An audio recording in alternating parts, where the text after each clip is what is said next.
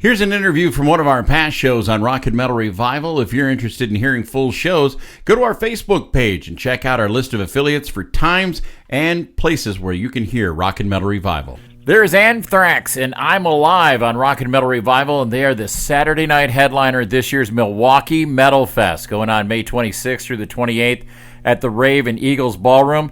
And with us today is a man of many talents as a producer, podcaster, frontman of the legendary Hatebreed, and the man who finally brought Metal Fest back to Milwaukee. It's an honor to have Jamie Jasta with us today on Rock and Metal Revival. Welcome to the Revival. Thanks for having me on. The honor's mine. It is great to have you. Jamie, first off, kudos to you for bringing back Milwaukee Metal Fest. I got to ask, what appealed to you about bringing this festival back? And actually, that's a lot of work. People don't understand what a project it is to bring back a metal fest of this size. Yeah, it's quite the undertaking, but I think throughout the years, Milwaukee's always been like a second or third home for us, and I think I speak for a lot of bands out there when I say Milwaukee is always one of, if not the best show of the tour. And that's not, taking anything away from Chicago, because I know a lot of the Chicago folks are also attending a lot of Milwaukee shows and vice versa. But, the void has been felt. And every time we're there and you do a tour of the building or you're just in town, you know that it's that the spirit and the love of heavy music, it runs so deep. I mean, I just saw that at the Anthrax Black Label Hatebreed show in Oshkosh not too long ago. And when I announced that I was bringing the festival back, the place went crazy. And it's so nice to have the support. And now it's finally becoming a reality. And we got this really cool National Concert Week special going on. And it's really helping our sales. And I can't believe it's going to be a reality. It's really exciting. Nice. Now, it's been a while since the last Metal Fest in Milwaukee. I mean, when did you first hear about the Milwaukee's Metal Fest, and did you ever get a chance to play it or to go check it out back when it was in its heyday? Yeah, I had read about it in the magazines and the fanzines, and it was always one of our goals to play with Hatebreed. And I had even heard about it with my old band, and I'd done a festival with my old band in Wisconsin. It was a hardcore festival, and I remember seeing the flyers from the Milwaukee Metal Festival there and thinking, oh man, that just looks unbelievable. And this is back in the mid 90s and late 90s, before Ozfest was really a traveling festival in multiple markets. And of course, Jack Koshik had been doing it as Metal Mania and under a couple of different names prior to that. But everybody just, pretty much knew it and called it Milwaukee Metal Fest. And so when Hatebreed got to play it in '98 with the first time Mayhem ever came overseas, and a lot of firsts for a lot of other bands, we just couldn't believe it was a reality.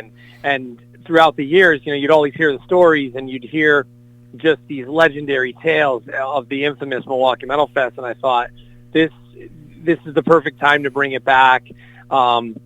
Jack, was kind enough to hand me the torch, and now also gave me the rights to March Metal Meltdown, which we're going to be doing in Jersey next March. Nice. So it's just a really exciting time, and I've been lucky throughout my career to have the ladder handed down to us, whether it was Motorhead taking us out, or Entombed, or bands like Slayer and Slipknot and Sepultura. So I just want to be able to do the same thing, and I think we have a lot of the headliners of tomorrow on this year's lineup.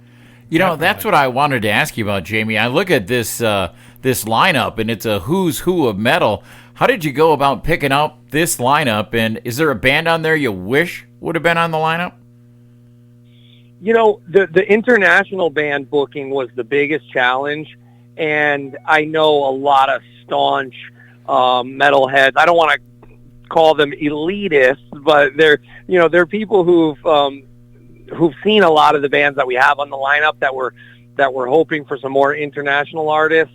And the challenges of dealing with the mandates and not knowing when they were going to be lifted, but then also dealing with the higher expenses for working visas and longer turnaround times created a lot of challenges. Now, we still were able to get the halo effect done, and we were able to get Revenge. They're coming in from Canada, but also Angelus Apatrida coming from Spain. But it would have been great to get Sodom or Destruction or some of the German bands or some of the other Scandinavian bands. But that's okay. We're going to have them in 2024. We either just hit the ticket threshold or are about to hit the threshold for us to be able to do it again in 2024, and we're in it for the long haul. So I think the lineup that we created is awesome, and we're really, really happy with how it came about. I mean, we were late to the game. We were up against Sonic Temple, up against Hell in the Harbor, and other festivals that weekend, and we still got a murderer's row of bands. Nice. Now, with so many bands, how's the staging going to work out? I mean, you're going to have 3 stages, I heard, right? And right now, we're looking at the Eagles Ballroom, the Rave, and the Rave Bar, and we're going to use the Rave 2 as the vendor area like it was way back in the day. And although some people, might hear that and think, oh, I'm going to be left out, I'm not going to be able to get into the Rave Bar, I think it's going to be okay. And I do think that most bands would rather play, especially the smaller bands, I think they would rather play to a packed bar of 300 to 400 people than a half full or a quarter full bigger room that, we could allow more space for the vendors because we want to make sure that we're, providing value for the vendors as well. Mm-hmm. But all in all, I think if this year goes off how we're looking at it, there is a case for next year adding a 4th stage or even possibly a truck stage outside in the parking lot. But I don't want to put the horse before the cart. I just want to survive this year, and it's been the biggest undertaking of my life. I couldn't have done it without all the great booking agents and managers and sound talent and of course the amazing team at the Rave who have just been incredible. And yeah, we'll see. We're tracking really well. It's Memorial Day weekend. You know how it goes. You get invited to barbecues, you get invited to the lake, or your friend's got a boat, or your friend's throwing a big party on his deck. We're just so happy that we're looking like we're going to have about 6 or 7, or who knows, maybe even 8,000 metalheads in the house. We'll see. Nice. Jamie, with your label, you produced the new Ripper EP, and you also produced the last 2 Dee Snider releases, which we love, all 3 of those releases. I mean, definitely. You really took Dee Snider's releases to a different level. What's it like working with a classic metal vocalist like these 2?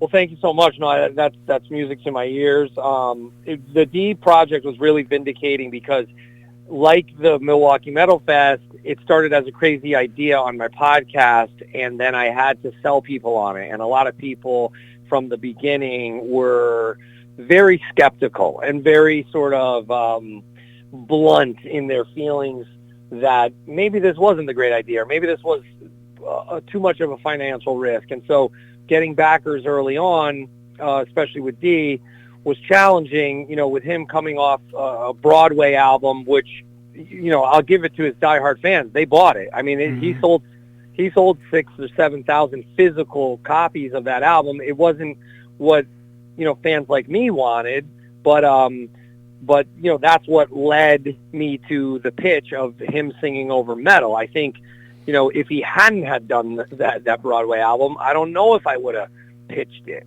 So I thought we're starting from a place where the only way we could go is up.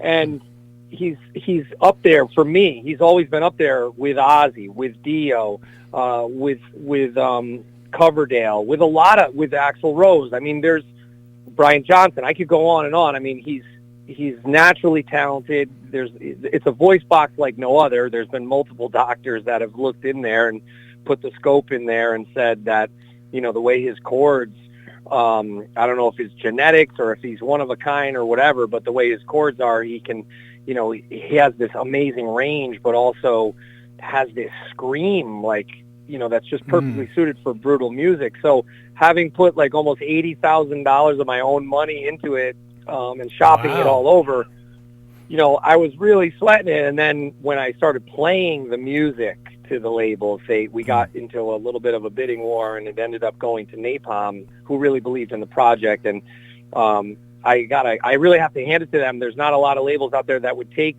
a legacy artist like D to radio, and they did it, and they did it well. And who knows? I always say, if he calls, we're down for album 3, but Ripper has been really rewarding because, again, it's been so long since he's put out something this heavy, and then right on the heels of the KK's Priest, it was like we got 2 heavy things. So it was like right out of the gate we had momentum, and he's getting show offers all over the world. He's in Australia now. He just finished a hugely successful tour in South America with Udo, that's something I would be into bringing to Milwaukee Metal Fest. Do a Ripper Udo set. But yeah, he's going to be there. He's like our 3rd best-selling meet and greet of the weekend, right behind Dying Fetus and Fear Factory. So the demand and the interest in Ripper is growing every week, and it's amazing. And I'm really, really grateful and proud to be a part of that, because I was like first day buyer of Jugulator. Remember looking in the magazines. Oh, yeah. And, yep. I really thought that he was just a unique talent. Yeah, definitely. Now, with the logistics of the 3-day festival with so many artists, I mean, that's got to be time consuming. And now you're doing a pre-show on the Thursday night with Ripper's going to be with you, and a bunch of other artists are going to be doing a show. Where do you get the energy for this? I mean, are you going to be up for all the rest of it? I mean, yeah, my guys they're joking with me, like, why did you agree to do this? I just did this Jasta and Friends show in Orlando back in October, and that was kind of the litmus test. It was the proving grounds, and we did like an hour and 20 set, and I needed to recover for like 4 days after that. And memorize all those songs, because we were doing Biohazard songs, and we were doing Fear Factory. Dino flew out and did the live podcast. But so far, so good. Dino's flight's getting in late, but we have a replacement for him in Chris Garza from Suicide Silence, who's a very accomplished podcaster and a great player, and people are really excited about that. And we have Brian Slagle, just released his second book from Metal Blade. He's going to be coming and doing a book signing. And then Rob Dukes from Exodus, he's doing a live podcast. So it's cool. We're having 70-plus bands, 3 different live podcasts over the weekend. We have like 15 different vendors, 10 different food trucks. I think it's going to be a lot of fun. Yes, I will be completely overwhelmed and exhausted, but it'll be worth it. Sounds like it. Wow, yeah. Jamie, with all the irons you got in the fire with Metal Fest, your podcast, producing other artists, I need to ask you, what's on the horizon for Hatebreed? When I've actually been writing a lot of lyrics and a lot of riffs, and we're going to probably hope to get the record out next year. We're free agents, which is exciting, especially the way that the whole retail landscape and the music industry as a whole is changing. I've been very lucky to put out the last 2 Jasta records on my own, and now the Corpse Grinder and the Ripper record on my own, and have been able to see just